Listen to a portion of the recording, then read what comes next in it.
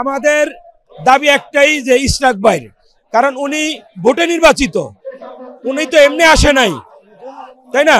তো উনি ভোটে নির্বাচিত, তা আমরা তো সবাই বুঝতে পারছি, জানি সবাই, কিন্তু বাংলাদেশের না, পুরো বাংলাদেশ সবাই জানে যে মেয়র এই যে ইশরাক হোসেন উনি বিপুল ভোটে জয় হয়েছে, এবং আপনার কোর্টের রায়ও উনি কিন্তু ইনশাল্লাহ ওনারে রায় দিছে, কিন্তু আমরা তো ইচ্ছা করলে ওনারে বসাইতে পারি, তো কেনই তাল বাহানা, তাই না?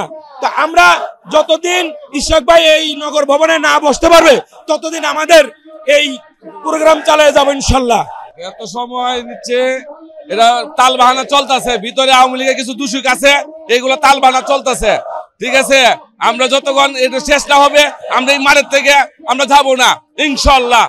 ইশরাক ভাই আমাদের মাঝে ফিরে আসবে ইনশাল্লাহ, আমরা এই প্রত্যাশা করি, আর আমরা এই আন্দোলন চালিয়ে যাবো ইনশাল্লাহ। যতদিন পর্যন্ত ইশরাক ভাই এই নগর ভবনে না আসতে পারবে ততদিন পর্যন্ত আমরা আমাদের এই মিছিল মিটিং চলবে ইনশাল্লাহ। সরকার আইন এবং আদালতকে সম্পূর্ণভাবে বৃদ্ধাঙ্গুলি দেখাইয়ে ইশরাক ভাইকে শপথ বাক্য পাঠ করাচ্ছে না। ইনশাল্লাহ আমরা নগর পিতাকে তারা যদি সময়ের ভিতরে শপথ বাক্য পাঠ না করায়, আমরা ইনশাল্লাহ এই নগর পিতাকে তার চেয়ারে আমরা শহীদ মিনারে গিয়ে তাকে শপথ বাক্য জনগণ পাঠ করে ইনশাল্লাহ তাকে দায়িত্বে বসিয়ে থাকবো ইনশাল্লাহ। গেজেট পাস হওয়া সত্ত্বেও ইশরাক ভাইকে মেয়র হিসেবে পাচ্ছি না। এখানে উপদেষ্টারা ছাড়া কারা বাধা দিতে পারে?